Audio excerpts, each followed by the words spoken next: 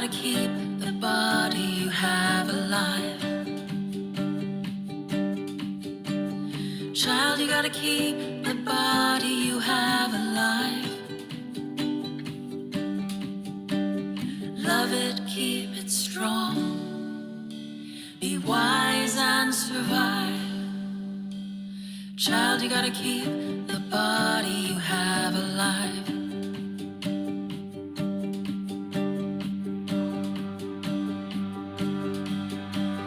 Child, you gotta keep the soul you've got whole. Child, you've gotta keep the soul you've got whole. Oppression will tear it apart, so root in what makes you grow.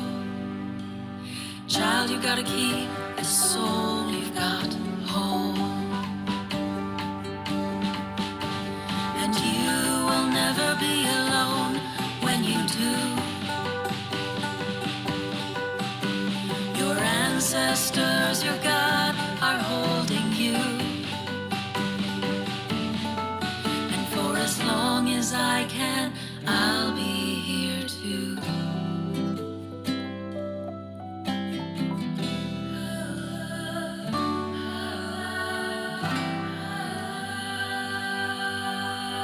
Child, you gotta protect the air you're gonna breathe. Child, you gotta protect the air you're gonna breathe. Water is life and sacred the fight, to remember we are dust and light. Child, you gotta protect the air you're gonna breathe. And you will never be alone when you do. Your ancestors, your God, are holding you. And for as long as I can, I'll be here too. For as long as I can, I'll be here too. For as long as I can, I'll be here too.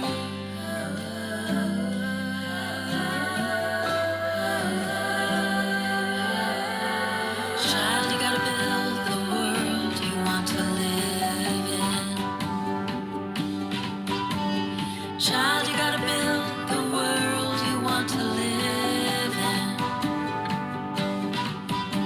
The beautiful, the just, for joy and for love. Child, you gotta build the world you want to live in. The beautiful, the just, for joy and for love. Child, you gotta build the world you want to live in.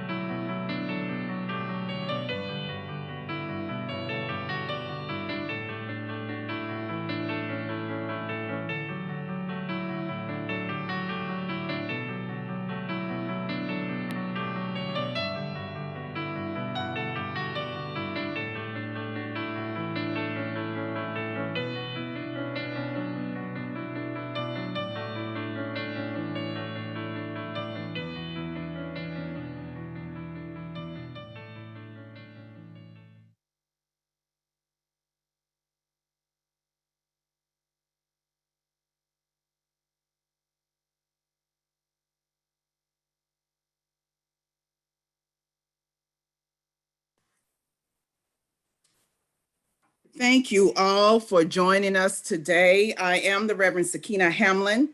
I am the Economic Justice Minister for the United Church of Christ. And we join together with you, with our ecumenical partners and our interfaith partners in building a just world for all. We are very grateful to have our partners even with us today, the National Council of Churches of Christ in the U.S., for this webinar that seeks to maximize your understanding of the Public Service Loan Forgiveness Program and how now any and all barriers for clergy or religious workers, regardless of ordination status, how they, as of July of this year, have been removed. We know that the Bible tells us in Jeremiah that God's vision for us all is to have a future and a hope. And right now, more than $1 trillion of student loan debt is not a hopeful future, but we can change that. So I'm happy to both have Attorney Ashley Harrington with us today. She is a senior advisor in the Federal Student Aid Office of our U.S. Department of Education, and she's going to walk us through that public service loan forgiveness process and answer any questions that you may have. In addition to that, though, we have some folks behind the scenes. Yes, our good National Council of Churches people, but I'm happy to have Attorney Catherine Welbeck behind the scenes as well. And she is the Civil Rights Counsel as well as Director of Advocacy for the Student Borrower Protection Center. And she may jump in the chat from time to time to answer your questions also. Just to introduce Ashley, she hails from North Carolina, the great state of North Carolina. She is someone who I know to be one that cares about all students. She's worked for the Center for Responsible Lending, heading the federal advocacy. In addition to that, she's worked with the United Negro College Fund and heading up some of their work regarding student loan debt forgiveness. And I have seen her in action applying her Christian lens, the lens that she herself looks through as a person of Christian faith, as she empowers church leaders through webinars, as well as in-person demonstrations or educational events that we did together. And if you need a little bit more about her, know that she was one of the ones featured on the Netflix Money Explained episode about student loans. And we'll make sure to put that link in the chat as well. So we welcome Attorney Ashley Harrington to our time with us. And please do not hold back on your questions. Thank you so much, Sakina. It's so good to be here. I'm really excited to talk with you all and to share this information because I truly do hope that it helps many of you and people that you know get forgiveness and get out from under the burden of student loans. And so I have, as Sakina said, we've been partnering for a while now, and I'm glad that we have been able to continue this partnership now that I'm at Federal Student Aid. So I'm going to give you a lot of information today that I hope is helpful. I've got some of the questions that you all share in advance. I think a lot of them will be covered. If not, I or Kat will cover them throughout the rest of the panel. And we just hope that this is informative and that it's helpful, and that even if I don't address your very specific concern, because I know that everyone has some nuance to their situation, that you get a better idea and understanding, and you at least know where you can go and follow up. So I'm going to start by sharing my screen. And again, just thank you, Sakina. Thank you, National Council of Churches. Thank you, United Church of Christ, for having me and for setting this up and for helping me to be able to share these resources.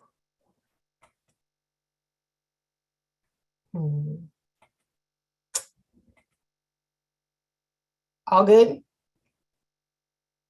Okay. So as Sakina said, my name is Ashley Harrington. I'm at Federal Student Aid, and I'm here today to talk about public Ashley, can I ask you to hit the display settings and swap your presentation view? I thought I did that. Up at the very top, please. Thank you so much. Thanks, everyone. Did it work now?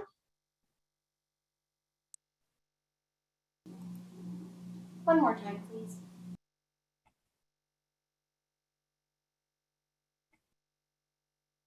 No? We are happy with it if you are. It is still, we can see your notes in the next slide. Huh. I did it. No, I think that's weird. I don't want you to be distracted. So you can see. I think just use display slideshow. The second one. Wait, what? In slideshow?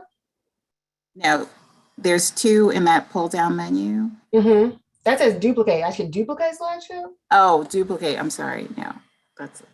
Okay, give me 1 second, y'all. And we practice this, I promise. And still, we have some technical difficulties. So while she's working on that, let me say this to you all, because I see we already have some questions about bivocational related to those that are in bivocational ministry. I really want you to hear this. We're educating folks today about public service loan forgiveness, but there are also then opportunities, even as you ask your questions or put your questions in, even communicate with us via the registration email that you received, to take those lived experiences and ways in which there are gaps in the system and it still disproportionately oppresses us with student loan debt. We can now bring those testimonies, bring that information so that we can change the system. And we'll talk some after she presents about the current negotiated rulemaking and ways in which we are going to raise our voices, and how the heads of your various communions and denominations will perhaps even be a part of meeting with the Secretary of Education, as well as Richard Cordray, who has the Federal Student Aid Office, to make sure that those gaps in the system are closed and people don't go to their graves with oppressive debt. So thank you so much, Ashley. I think we're ready to rock and roll. yes, no problem. And thank you, Jennifer. You are so helpful. Okay, so let's get started. We're going to start with, I just want to go over the agenda quickly. We're going to talk about the PSLF basics. So we're going to talk about how the program has normally run, make sure people have an understanding. Then we're going to talk about the recent changes, the limited PSLF waiver. We'll talk a little bit about the help tool that helps people get enrolled and get their employment certified and apply for forgiveness. And then I do have to end with a reminder, this is not my favorite part of the presentation, that we are about to restart, many of us, federal student loan repayment. And so I want to talk to you all a little bit about that and being prepared. So let's jump in. PSLF basics. So what is PSLF? So you might be familiar with it, but just in case, it forgives remaining balance on direct loans after you've made 120 qualifying monthly payments under a qualifying repayment plan while working full-time for a qualifying employer. Okay, so you gotta have the right type of loan, the right type of job, and the right type of repayment plan is what we say. And then there's one servicer, FIA, Fed Loan Servicing, who is exiting the market, as you may have heard. They administer PSLF for all direct loan borrowers. And so if you submit a PSLF form, even if you had a different servicer, you will be transferred to FIA.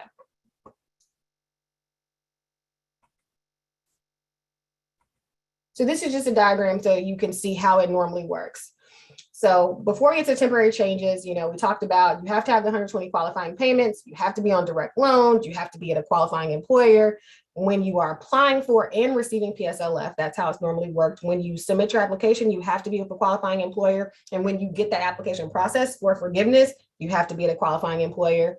And then you get it forgiven, and that amount is not taxable. So that's normally how it works. So we'll talk a little bit in more detail about each of these pieces. So loan types, or in the regular program, direct loans, including consolidation loans and including Parent Plus loans. And I know there's a lot of folks here who have questions about Parent Plus loans, so I'm going to dig into a little bit more of that in just a second.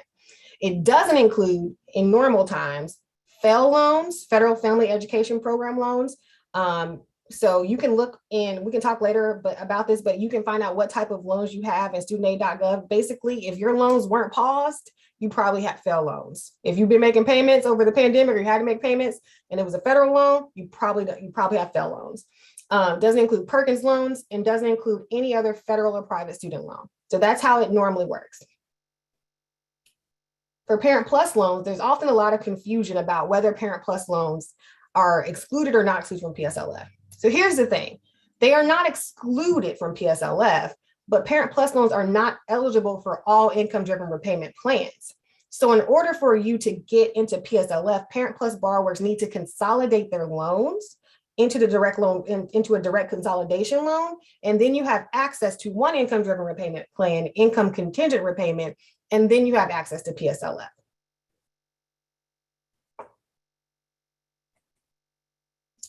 So you have to make the right type of payments, 120 payments. They have to be on time. You have to be in a standard plan or an IDR plan. They have to be at least for the amount due, and they can be non-consecutive, right? So it just has to be 120 qualifying payments. You can work for 5 years, then take 5 years off, and then another 5 years. As long as you have 120 payments over the course of that 15-year period, those payments will count. And if it's after October 1st, 2007, which is when PSLF first started, you can make 119 payments, then take 2 years off, and then make the other one payment and still get credit. So it doesn't have to be consecutive. The goal is that it's 120 qualifying payments, meaning on time, in the right repayment plan for at least the amount due, and it can be non-consecutive. And so typically it doesn't count if it's more than 15 days late, if you're in a graduated, extended, or alternative plan, if it's for less than the amount due, or if you made it when it wasn't required. So if you're in school and your loans are deferred and you make payments, that doesn't count towards PSLF, even if you're working full-time in a qualifying employer. So if you're not required to make a payment, it doesn't count. That does not mean if you have a $0 payment on IDR, because you do have a required payment, it just happens to be $0. So that still counts as you making your required payment. So those are qualifying loan type, qualifying payments. So there have been some changes to how we do payment counts overall. So more recently, if you make multiple payments that equal your total required amount, and they're still not late or paid within 15 days of the due date, that will count as one payment. So if your payment is $50 and you pay $25 a week before your due date and the other 25 the day of the due date, that will count as you making your required one as one of your required payments. We also now you can do lump sum payments. So it's limited to 12 months or of payments or until your IDR plan recertification date, whichever one comes first. So you can make a lump sum amount for whatever your month is, whatever your monthly payment is times up to 12, and you'll get credit for all those months. Now, keep in mind that doesn't speed up your forgiveness, right? So maybe it just so happens that that's when you have the money and you want to use it, maybe, you know, and so, but you still have to do those additional 10 months in qualifying employment. So it just changes the cadence of your payments and enables you to do that, but it doesn't change the requirements for employment. So let's talk about employment. Eligible employment, full-time, 30 hours a week or the equivalent for a government agency that can be local, state, federal, and includes the military, 501c3 nonprofits, and some other nonprofits if they do a qualifying public service. And those public services are public health, education, and there's a few more. But basically, the main categories are government and 501c3 nonprofits, and then other nonprofits if they do a qualifying public service. So the important thing to remember about that is you can do part-time work, right? So you can have several part-time jobs that add up to full-time employment as long as all of those employers meet the requirements for being a qualifying employer. So if you have part-time job for the state government, a part-time job at your church, and another part-time job at another nonprofit, and it equals 30 hours or more and you're full-time, then you can get credit for that time period when you're making payments. That equals 30 hours of full-time employment with a qualifying employer. It doesn't include volunteer work. It doesn't include volunteer part-time work that doesn't add up to full-time. It doesn't include for-profit entities. So that a lot of times what we'll see is you'll be a contractor, right? And a lot of agencies, federal government included, we have a lot of contractors. And so there may be people who work on site, but their actual employer is the contractor. As of right now, those folks do not get credit. You're not with the qualified employer, because it's not about the job, it's about the employer. That's what you have to remember. Labor unions also don't count.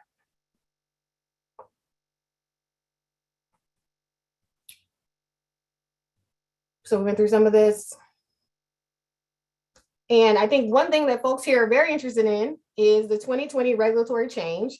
That means time spent on religious activities, including proselytizing, now count toward the full-time allocation.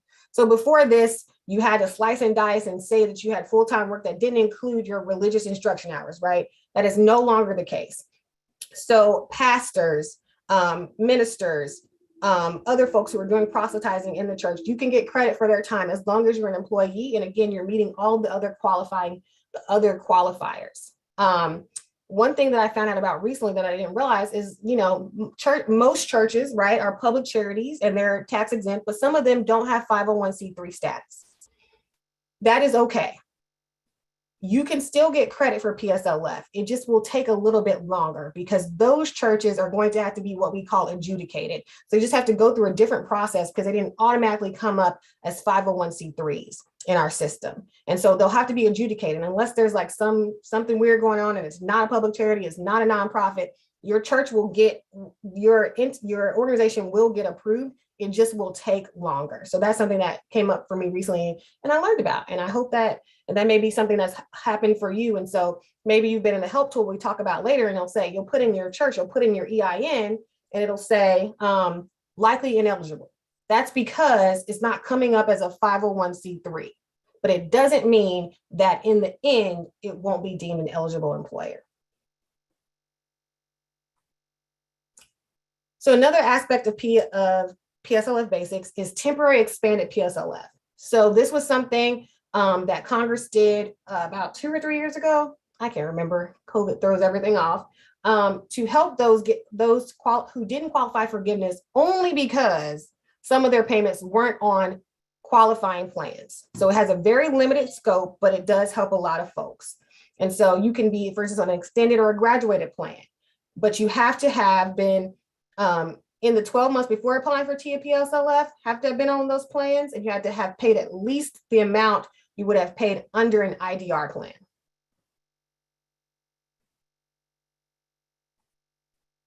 I'm gonna skip that. We'll talk about that.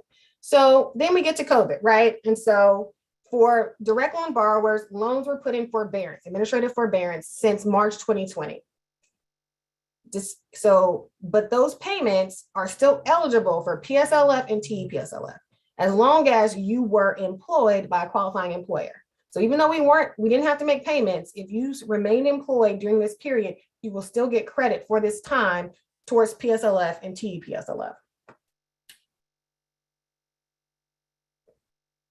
But if you were in default or you were in deferment during the payment pause or prior to the payment pause, then you will not get credit for this time. Okay, so now the exciting stuff, the new updates, the waiver, how we're really taking steps to help restore the promise of public service loan forgiveness. It is really exciting for me personally to be a part of this and to see the stories and know how many people are going to be impacted by these changes. And so I'm really excited to talk more about those. So on October 6, 2021, Ed announced the limited PSLF waiver. And so which uses emergency authorities provided to the department to waive certain program rules during periods of crisis. So in this case, the crisis is the pandemic. So under the waiver, we are waiving the loan and payment rules associated with PSLF and TEPSLF. So that means borrowers get qualifying payment credit for all periods of repayment, even if the loan itself was not eligible. They were in an ineligible repayment plan, or they made the payment late or for less than the amount due. So basically, if you were in active repayment, it was post October 1, 2007, and you were with a qualifying employer, you will get credit. This includes time when you were delinquent, all the way up into default. It still doesn't include time in deferment, time in school, time in a forbearance other than the COVID forbearance and some for military folks, military forbearances. But as long as you are in active repayment, you will get credit for that time period. And so that is intended to help with the issue of some people getting credit because maybe they not getting credit because they missed $1, right? Or they paid a little bit late, but they made their payments, or they were in the wrong plan. And so, and the biggest thing it does also is it gives credit to FFEL borrowers and Perkins borrowers. Prior to 2010, FFEL loans, federal family education loans, were the biggest federal student loan program. But when PSLF was created, it only applied to direct loans. And, for whatever reasons, this was not, I don't think, fully communicated well to all of these borrowers. And so many borrowers were in public service and really were hoping to get forgiveness. And then they found out they didn't have the right type of loan. They thought they had done everything right. They probably had maybe had told their servicers they're trying to get public service loan forgiveness, but then they get all the way to the finish line and they find out they don't have the right type of loans. So now you can get credit for those payments made on these FFEL or Perkins loans. This is really, really important because there are some folks who had FFEL loans and consolidated into the direct loan program to get PSLF. They're going to get credit for those payments made on the FFEL loans before they consolidated, as long as it was after October 1st, 2007, and they were a qualifying employer. And for folks who are still have FFEL or Perkins loans, but they've been paying for 120 years, they have the opportunity to consolidate into the direct loan program and get credit for those payments. So this is a really, really big deal and it's going to help a lot of people. And I hope it's going to help a bunch of people here. So it waives those. So it doesn't matter the loan program. It doesn't matter the repayment plan anymore. Well, just for the waiver period. And this is through 10/31/22. This is time sensitive. And so if there are steps you need to take, we're going to talk about that. You want to make sure you are taking those steps. Doesn't matter the loan type with the exception of Parent Plus, and we'll come back to that. But it doesn't do anything about the employment requirements. So you have to be employed full-time for a qualifying employer or full-time for multiple qualifying employers if you have multiple part-time jobs, and you have to do something now. So if you have FFEL and Perkins loans, you can only get credit for these past payments if you consolidate into the direct loan program and submit a PSLF form, an employment certification form, by October 31st, 2022. October 31st, 2022.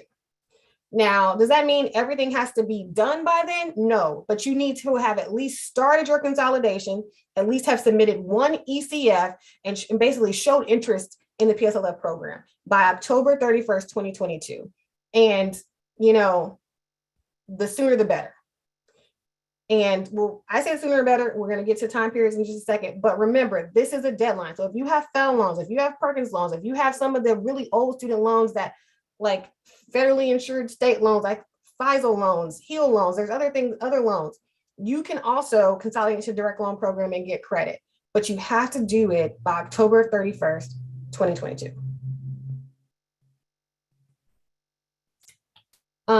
So the way to think about this is if you only have direct loans, you want to make sure you have at least one PSLF form filed for an eligible employer after October 1st, 2007. So if you only have direct loans, what is applying to you is this piece about what is a qualifying payment, right? If you happen to maybe made a payment late or was less than the bill amount. For some folks, they need that back. So if they were in active repayment on that direct loan, they're going to get credit for some of those months where they didn't previously have credit. So this is also going to help a lot of folks. But again, you have to have submitted an ECF at least by October 31st, 2022. And for these direct loan borrowers, it's also important to note that those payment flexibilities, what's an on-time payment, ended is only through the end of September 2021. So after they made the announcement for direct loan borrowers going forward, you don't have that flexibility, but you will get credit for those payments that are behind you. That might be confusing, so we can talk about later. If you've already consolidated into direct loans, you need to make sure you have ECFs on file for those previous periods. If you were at a qualifying employer, the periods before you consolidated and after October 1st, 2007. If you still have FFEL or Perkins loans, you need to consolidate. And you want to make sure before you consolidate that your employer is going to qualify, because there's all these things that happen with consolidation. Your interest gets capitalized.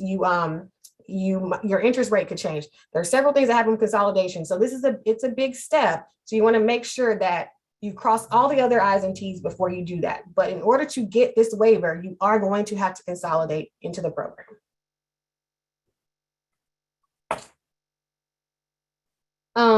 This is a chart that I think I can share later, but this just lays out what a payment has to do to count. I think we talked about a lot of this, so I'll skip it in the interest of time. So I mentioned the online help tool. So when you go to studentaid.gov and you click on PSLF, you have the opportunity to use a help tool. It's really, really helpful. You can go through and check our employer database to see if your employer is already listed as qualifying. You can learn what actions you may need to take to become eligible for PSLF or TPSLF, and you can generate an actual employment form. You still have to go get that form signed, right? And for some folks, it may have to get adjudicated if it doesn't pop up in the system as an employer, eligible employer, but it's very helpful in taking the steps and telling you specifically what you need to do for you to be able to access this type of relief. And so it usually takes about 30 minutes to complete the help tool. You'll need a W-2. You need to know your employer's federal employment identification number. So you do need some information. And of course, you need to be able to get into studentaid.gov. You need to have a student aid account if you want to use the help tool and you want to be able to pull it up. So this is all very exciting, but we have to temper expectations, right? These are major changes. We are doing some things fundamentally different than we've done. And these are systems that have a lot of technical pieces and requirements. There's a lot of stakeholders involved, there's FSA work to be done, there's servicer work to be done, there's all these pieces. So this is going to take time. We know that everyone would love to get relief immediately, and we would love to give people relief immediately. But all of this is going to take time. And so while you may see increases in your qualifying payments, while you may end up getting forgiveness, it may not be right away. It will take time. And so give us the time to fully implement this.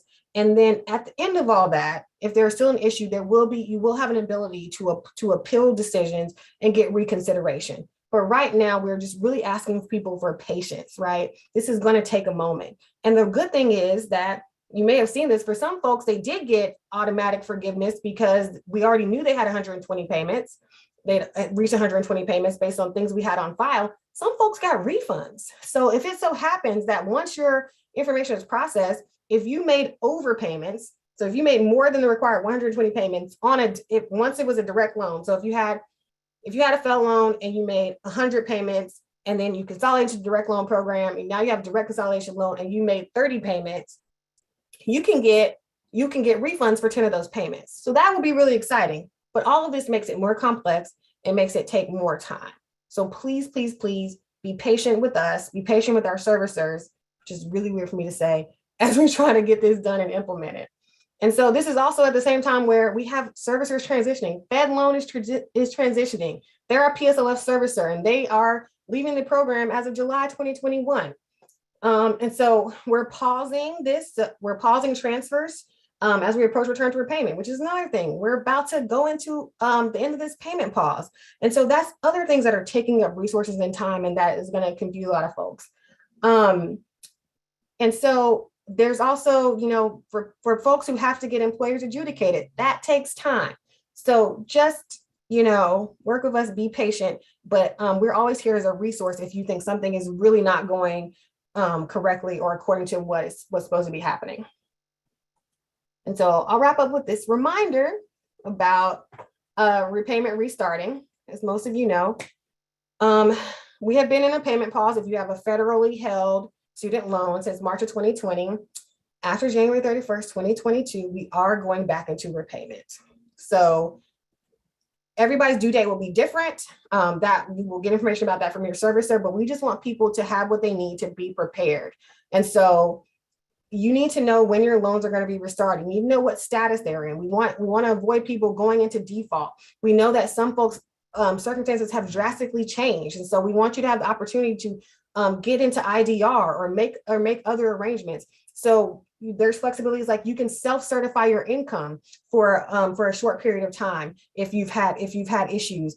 You might need to re-sign up for auto debit if you had it before. So there are steps that you need to take. You want to make sure all of your contact information is up to date, particularly because if your loan is getting transferred, you want your new servicer to have that information.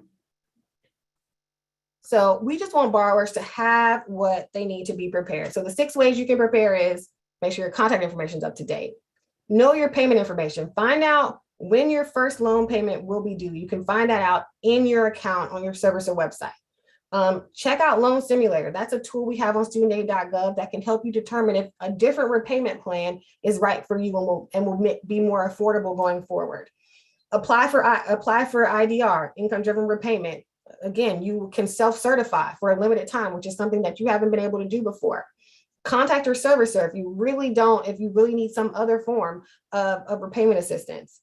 And remember the consequences of not paying your student loans and allowing your loan to go into default.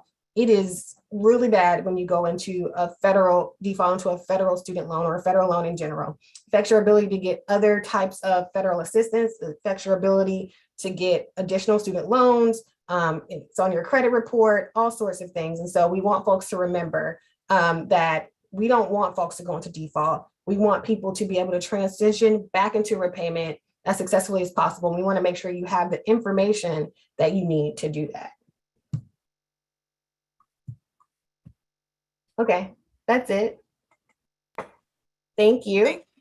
Thank you so much. Thank you so much, Ashley. Attorney Ashley Harrington, if you will. We have a lot of questions here. We're going to try to get to all of them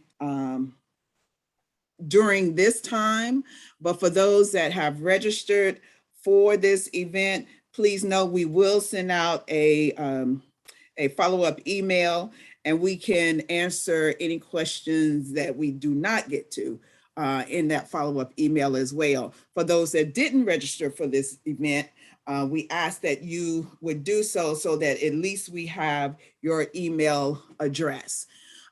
So there's been a question about qualifying an employer and what to do if they continue to not be able to get past the employer not found or qualified. I will add to that. Is that a possibility that that employer does not have a 501c3 status, or what do you think?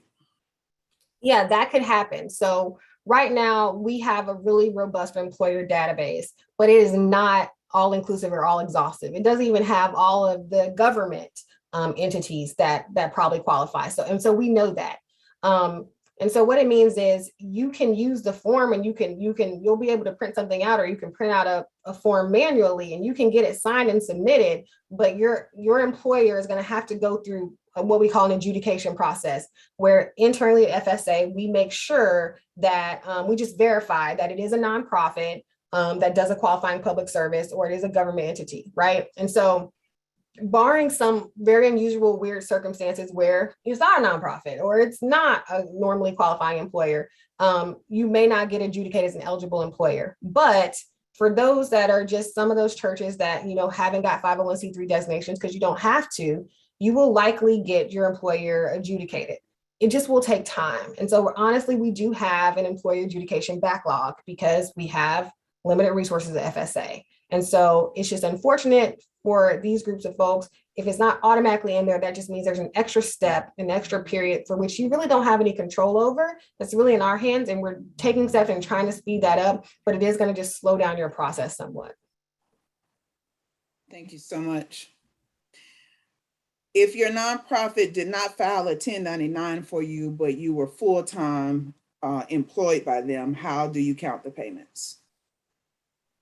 So it's not going to be about you don't have to submit a 1099. You have to submit an employer certification form. So you are submitting a form that you need to get signed by your nonprofit to say that you worked full-time for them for that period. And so that's what's going to matter. And, it's like typical federal employees are signing this under penalty of perjury. So you're not attaching a 1099 to it. It's about this ECF that you have to submit. Thank you.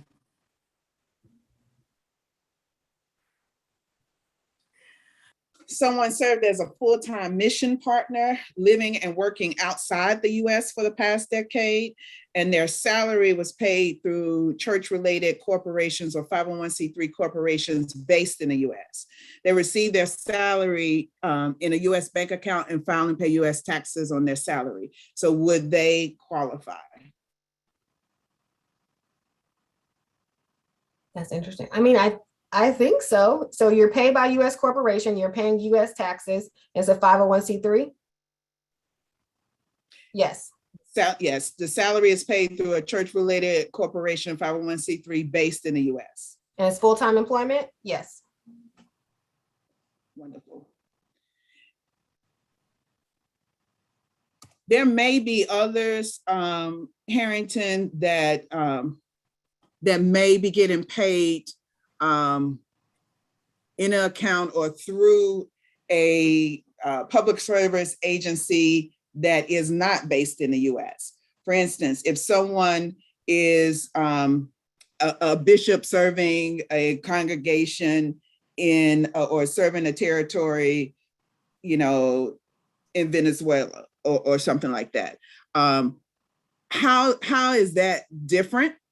Or perhaps is that something that maybe some other rule may apply to them? Because there are ways in which denominations have mission partners and people may be educated and pay taxes in the US, but they very well may be serving somewhere else. I don't think they're covered. I need to get back with you on that one. Let me check into it to see if there's another way to get those folks covered, but I don't think so unless Kat, you have anything. No, I'm so sorry. I just missed that typing an answer. I'm sorry. It's okay. So we'll look into it. And I should also give a disclaimer, right? I'm giving answers based on my understanding of the questions. It may not apply to your direct situation. I hope it does. But remember that these are general responses, and everybody's situation will be unique. And also remember that there are some gaps still in the system, and we have the opportunities to close those gaps. And so, Kat, that question was really about people who may be filing taxes still in the US, but they're serving in a, what we would call a missional capacity outside the US and maybe getting paid through a non-US entity, although they're doing public service. And so that may be something that as we find out that answer for you, that we may need your story so that we can lift that up once we go and talk to the powers that be at Department of Ed. I also see a question. We just want to clarify, and we knew that people were going to ask this, to clarify for folks, because there's a question about, do you have to be licensed or ordained clergy to qualify for this? And Harrington, if you can just emphasize again the employer certification piece that doesn't have anything to do with ordination status. Yeah, it's not about your specific job. It's about your employer. It's about you being full-time employed with that employer. So you're certifying that. So on your ECF, it's not going to ask you what you do for them or whether you're ordained. It's going to ask, who is your employer? What's their EIN? How many hours a week do you work? And then you have to get it signed by your HR, by your employer. So it's less about all of those pieces. That's separate. It's about the employer itself. Wonderful, wonderful. Okay.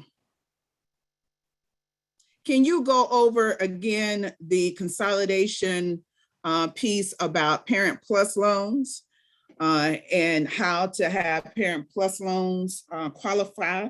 And I also know that there was a question that came to me directly about what if someone has already paid off their student loans, but now has Parent Plus loans to pay off for their kids? What happens in that instance? Because they are still a part of a public service sector, or their employer is still a qualified employer.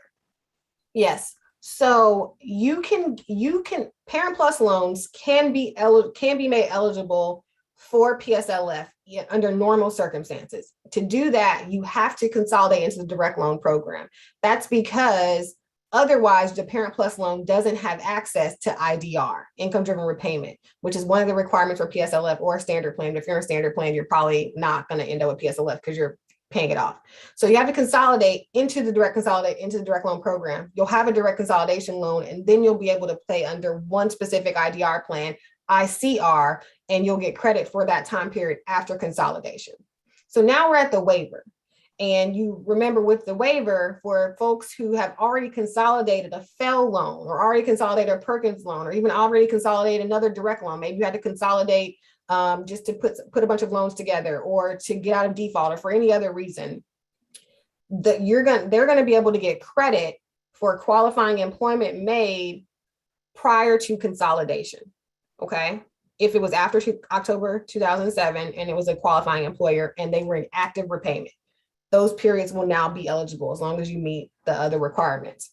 That does not apply to a direct consolidation loan that has an underlying Parent Plus loan, right? So if all you have is a Parent Plus loan and it's in the direct consolidation, you want to consolidate if you want public service loan forgiveness, if it makes sense for you, depending on how long you've had it, how much is left.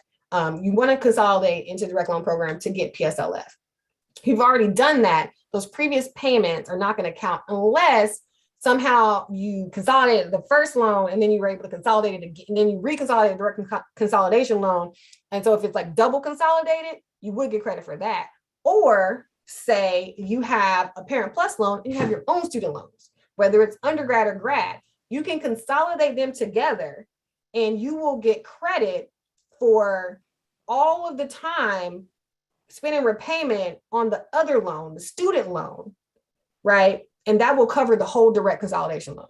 So like, if I have a Parent Plus loan from 2015, but I have a student loan from 2010, I consolidate them together. The direct consolidation loan now has two underlying loans, one from 2010 and one from 2015. But all of the payments made from 2010 on will count for that whole loan right under this waiver. And so you can get your Parent Plus loan forgiven that way if you have this other student loan, your own loan, to consolidate it with. Does that make sense? It's a little bit confusing. Okay, so we have a question. What services can people hire or be a part of to help them through this process? I think this tends to get a little bit confusing, as you said. So who can help through this process? And Attorney Welbeck, you may want to jump in on this if Harrington in her position cannot answer that. So I will let Kat jump in, but the first thing I'll say is you never have to pay for help with your student loans, right? You can come to the Department of Ed, you can come to your servicer. So there's a lot of scams with people saying that you need to pay them a lot of money to help you with this, right? You don't have to pay for help with your student loans. And we're trying to get people to avoid scams. But there are some folks who will help you, like Kat's group and others. So I'll let Kat talk about that. But just want people to be aware that scammers are scamming. And we do not want that to happen to you. Yes, and thank you so much, Sakina, Ashley, and literally what Ashley said. People know that right now there is this opportunity for people to access loan forgiveness through the waiver, and like Ashley said, scammers scam, and unfortunately, people are using this opportunity to confuse people or let them think that they can maybe pay and access help.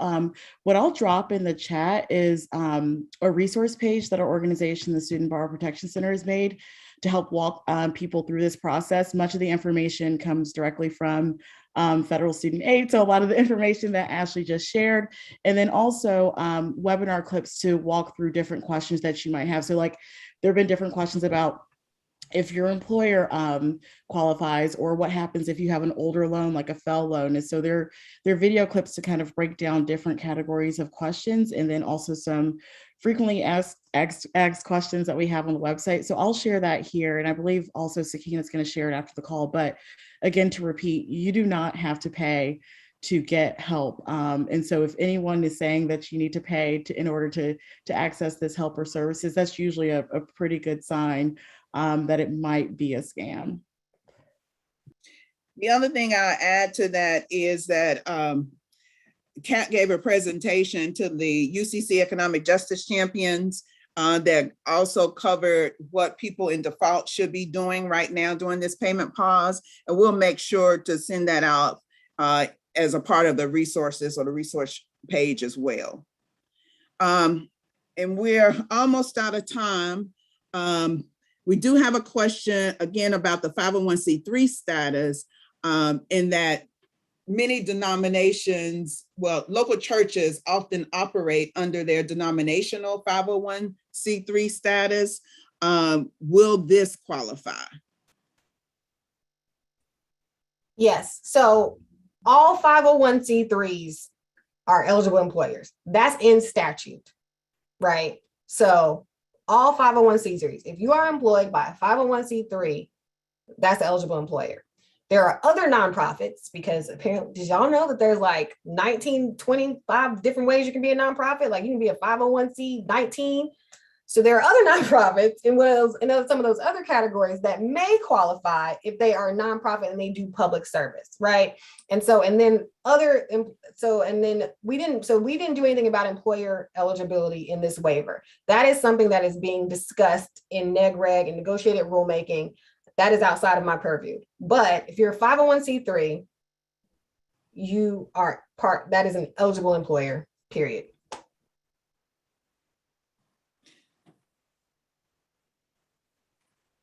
Okay. We have someone who retired in debt due to the inaccessibility of the public service loan forgiveness, but then became ill and is on disability. Should they apply now for the public service loan forgiveness? And I think this is really a question about, and just to amplify the grandfather type clause. Yeah. So if you have 10 years of qualifying employment post 2007, where you were in active repayment, and then you can get credit for that. You need to consolidate and you need to submit your ECFs. But it also sounds like, and again, everybody's situation is unique, you may be eligible for something else we have called temporary permanent disability discharge, which has to do with your status, which has to do with your disability status as well. And so that is something you also might want to look into if you don't have the 10 years, the 120 payments.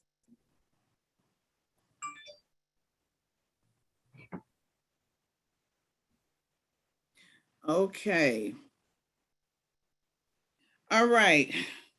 We are almost at time. Hey, I don't know if we can pull it up. There was a question about the form itself. Someone had gone to the form and it didn't say there wasn't an option for job. For clergy, yes. For clergy, I think maybe we could answer that if we can. So what should they put how should they respond to that question on the form? I don't know if that's too specific, but. They were in the midst of actually filling out their form, Ashley, and when asked what their job was, clergy was not listed. And I assume then they must not have had a section for like you to write it in. So they were just asked, go ahead. So you don't have to. So if you look, let me share the screen. 1 second.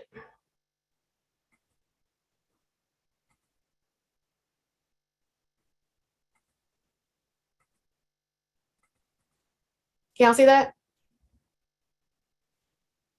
So this is the form, right? So you're putting your church here. You're putting the EIN here. You're putting the address. You put a website if you have one. When you started, when you ended, or if you're still employed, full time, what that means, hours per week. And then on 9 and 10, it says, is your employer a governmental organization? No. So you're going to item 10. Go to item 10, and it says, is your employer tax exempt under 501c3? If it's a yes, you're done. You go get it signed. So Ashley, they're really talking about question 13. Which are the services? But you don't have, if you're already at a 501c3, You don't have to answer 11, 12, and 13 at all because it's about the employer. So this is for folks who don't, you continue the questions if it's not a 501c3 or it's not a government agency, right? If you can't check off it's a 501c3, then you go for it. Then you have to keep going. Or you can't check off it's a government agency, then you go forward. And then the question then becomes, what would you put? So let me interrupt for a second. So this is the place where we can advocate, because there are churches that very well may not have that 501c3 status. And so then they would have to go to number 13 and nothing is listed here. And so, you know, probably this application was done before July of 2021, when we had this new gate open up for all of us that work for the church. And so this is a part of how we need your testimony so that we can tell Ed about how these changes need to happen. Well, also, it's really hard to change forms. Apparently, you got to go through this whole process with like OMB, but after negotiated rulemaking, once they figure out whatever changes they're going to make, I imagine this form is going to change. And so it definitely should be a priority to make sure we make that clear. But what I would do is, because you don't know if it's a 501c3, I would go ahead and check 501c3, because this is something that's going to have to get adjudicated anyway. Thank you. And as she mentioned in the negotiated rulemaking, the Ed is right now in negotiated rulemaking, and we do need people to testify next week, and we'll give you the link for that. We will make sure that some of your key leaders within your denominations, we provide them and give them talking points so that they can testify. I will be one of the ones that's testifying as well, but we'll also allow others to raise their voices in other ways. And we'll also send links to letters that you can send out as well. And we'll make sure to put that in the resources. If Kat hasn't already put a link to ask President Biden to extend the payment pause. And we invite you to join the United Church of Christ on that letter as well, and to list your organization. All right, it is 2:56. And Ashley, do you have anything else you want to say as we wrap up? No, we really want this to be helpful. Kat is a resource. Sakina knows where to find me. I can't answer everybody's question, but I will try to get you an answer. I hope that you will share this information. Yes, I will share the presentation afterwards. If things come up, other things you want to flag, please do let Sakina know, and she will let me know. We are trying to make this process work for as many people as possible. And so we want to get the word out. So if there's other places you think we can come talk, let us know that too. Thank you so much. Reverend Dr. Leslie Copeland-Toon, Chief Operating Officer of the National Council of Churches. If you could come and pray us out. Sure, thank you. This has been great, Ashley. As usual, you have just provided so much wonderful information. You're getting kudos all in the chat, but let me just say thank you, because I know this is really, really, really helpful. And I'm so glad we have you as a friend and an ally in the work that we do and in just helping us negotiate these spaces. So thank you, Ashley, and Sakina and everybody else. I think this has just really been helpful, especially during this season. So if we could just join our hearts and minds together to close in prayer. Let us pray.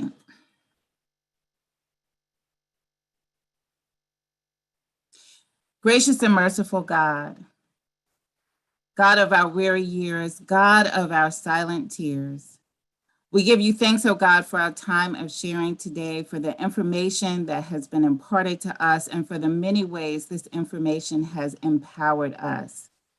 God, you know that many of us are weary because of burdensome debt and financial obligations that go beyond our means.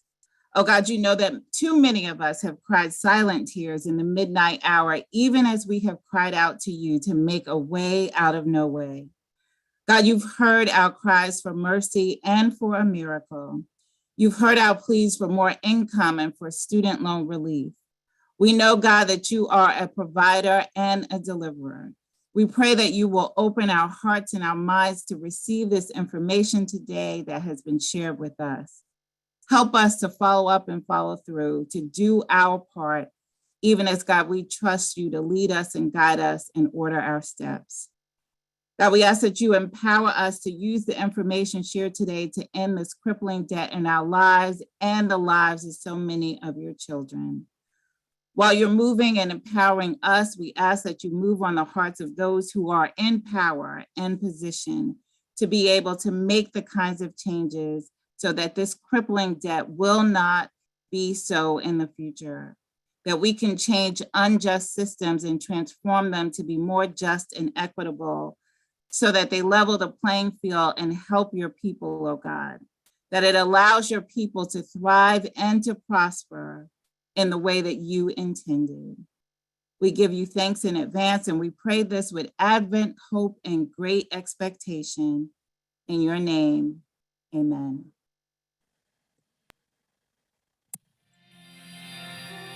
Siblings in Christ, if you are moved by this conversation, if what's been offered here has helped enhance your ministry or has nurtured your soul for the journey, please consider donating to the annual fund of the United Church of Christ by texting UCC to 41444.